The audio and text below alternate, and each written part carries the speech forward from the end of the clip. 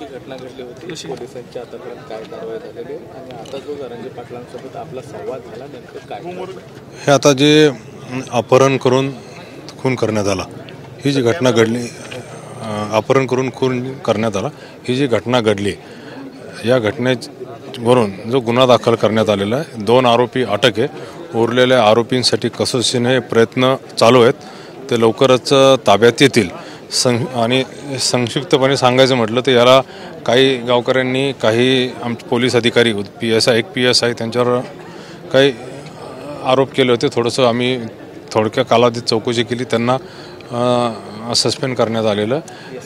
इकडचे जे PI आहेत ते PIंची इन्क्वायरी करून रिपोर्ट पाठवणार आहोत आणि बाकी जे CID चौकशी, स्पेशल पब्लिक प्रॉसिक्युटर नेमणे या मागण्या मान्य केलेल्या आहेत.